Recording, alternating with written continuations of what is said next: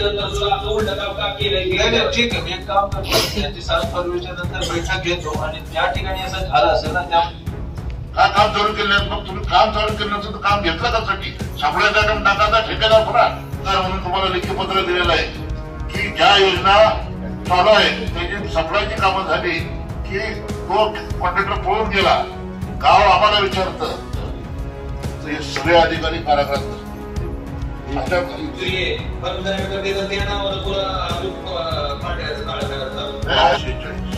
त्या 46 मधला सर्व ठेकेदार फरार आहे. एक आली त्याचं बिल उचललं, 3-13 वाटलं.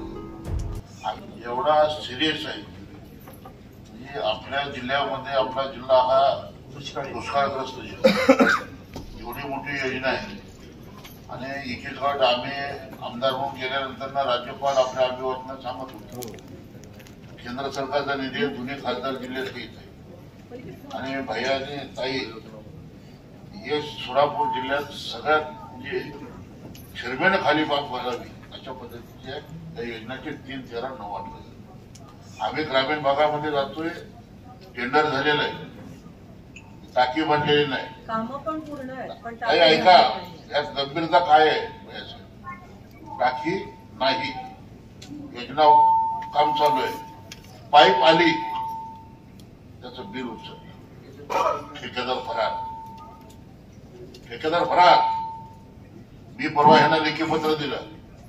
ज्यावेळी ग्रामीण भागामध्ये फिरल्यानंतर ना योजना आता इथं माझ्याकडे बघा तुम्ही 60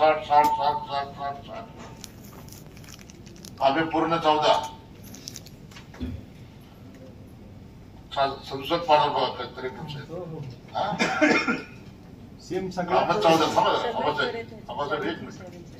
कामं 14 आणि उर्वरित कामं 46. या 46 मधला सर्व ठेकेदार फरार आहे. म्हणून यांना मी सांगितलं एक तर ही कामं चालू करा साहेब, नाही तर हे कामं त्या ठेकेदाराकडून काढा, पुन्हा टेंडर करा. कारण शेवटी काय झालं की ह्यांच्या साठीमारीमध्ये योजना अपूर्ण राहिलेली आहे, लोकांना प्यायला पाणी मिळत नाही आणि योजना ही फक्त कागदावर आहे. कलेक्टर साहेब, आपण फक्त या विषयात आणि मुख्यमंत्री ग्राम सडक योजना या 2 विषयात जर लक्ष घातलं तर हे सगळे अधिकारी कारागृहात बसतील. अशा इतकी तुम्हाला तुमच्या कार्यकारी अभियंत्यांना ज्या कामाचं देयक उचललं त्याच्यानंतर ना तो सप्लाय आयटम संपला की तुम्ही टाक्या बांधल्या नाही, तुम्ही योजना पूर्ण केल्या नाहीत, त्या ठेकेदाराला तुम्ही डेलीचा दंड चालू करा. कलेक्टर साहेब, निविदा प्रणालीमध्ये दंडात्मक कारवाई करण्याचे अधिकार कार्यकारी अभियंत्यांना आहेत. मी आमदार म्हणून तुम्हाला लेखी पत्र दिलेलं आहे की ज्या योजना चालू आहे त्याची सप्लायची कामं झाली की तो कॉन्ट्रॅक्टर पळून गेला, गाव आम्हाला विचारतं, त्या भागातील लोक आम्हाला आमदार म्हणून विचारतात, खासदार म्हणून बाहेरचे ताईंना विचारतात. मग आम्हाला सांगा, लोकप्रतिनिधी म्हणून आम्ही ज्यावेळी तुम्हाला लेखी पत्र देतो की ज्या ठेकेदारांनी कामं अपूर्ण केलेली आहेत त्यांच्यावर तुम्ही दंड आकारा आणि 1 महिन्याच्या तुम्ही ती कामं रद्द करून दुसऱ्याला द्या, पण त्यांना दंड आकारणी करा. आणि ब्लॅक लिस्टेड करा, ब्लॅक लिस्टेड करा. नाही कलेक्टर साहेब, माझ्या तालुक्यात 4 कंपन्या पाठवायचा आणि परिस्थिती अशी आहे, अमुक एजन्सीला ब्लॅक लिस्ट केलं की दुसऱ्या नावानं पुन्हा हे तयार करते, त्यांचं प्रोफाईल तयार करते, दुसरी फर्म तयार करते, तर त्या नावानं पुन्हा अमुक पाठवायचं काळ करायचं. काही प्रश्नाचं उत्तर द्या ना तुम्ही.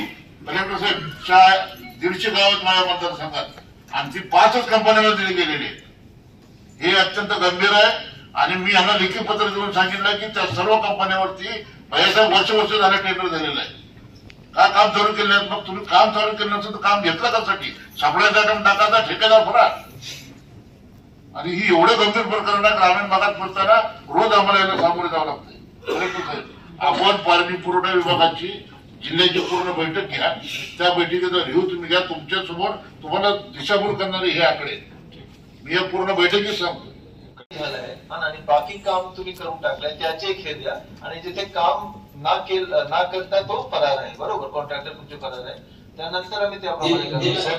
जिल्हाधिकारी महोदय त्यांना ही आपण तुम्ही पण होता त्या बैठकीला, आपण त्यांना स्पष्ट सूचना दिल्या होत्या की पहिल्यांदा सोर्स आणायचा, त्याच्यानंतरच पुढचं काम करायचं असं सांगितलेलं असतानाच पण त्यांनी डिस्ट्रीब्युशन लाईन, पाण्याची टाकी, बाकीचं काम केलंय आणि सोर्स काय आहे आता योजनेची माहिती मागवायचं आहे. आणि आपल्या सूचना केल्याच्या नंतर सुद्धा असं उलट काम का केलंय की ठीक आहे, मी एक काम करतो, यांची 7 फरवरीच्या नंतर बैठक घेतो आणि ज्या ठिकाणी असं झालं असेल ना त्यामध्ये आम्ही कारवाई करू. आणि मला कुलदीप हे सांगा की यामध्ये सुधारित कॉस्ट एस्टिमेट करून सुधारित प्रमाण देण्याची मुभा आहे का? त्याप्रमाणे सुधारित तो करू. हा ना, सोल्युशन 131च्या आपण सांगितलं जसं तुम्ही 131च्या पाठवलं, हे सगळे एक्सरसाइज केल्यानंतर ना त्यामध्ये जिथे सोर्सवर काम करण्याची आवश्यकता आहे त्याप्रमाणे आम्ही करू. त्याप्रमाणे मी हे करू. त्याला करेक्ट सर, त्याच्यामध्ये तुम्ही हे ठीक आहे, आपण एक नवीन पॉलिसी करू, पण ज्या कंपन्यांनी एक कंपनीने 25 कामं घेतलेली आहेत, त्यांनी अर्धवट कामं सोडून त्या